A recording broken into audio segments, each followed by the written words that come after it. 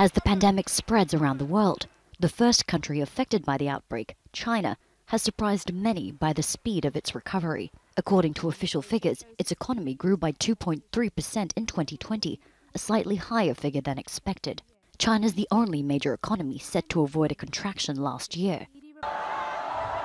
Beijing says strict virus controls and financial stimulus measures helped to boost growth later in the year. The turnaround followed a historic plunge in economic growth after months of lockdown from January until April.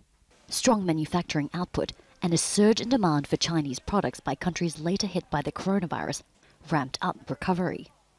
Chinese factories exported large quantities of medical products, protective gear, and computer equipment for many around the world suddenly forced to work from home.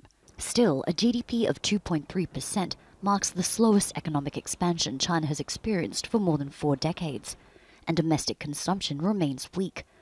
Retail sales fell by 3.9%. Domestic demand did not help on the GDP growth. It's relying on demand outside of China.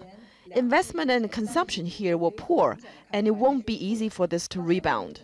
The slump in consumer spending is a concern for the Chinese government. Last year, President Xi Jinping called for the country to rely less on exports and focus on innovation and boosting household spending.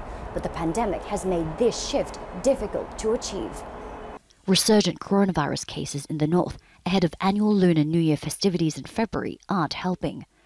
People have been discouraged from traveling, and 11 regions are under lockdown.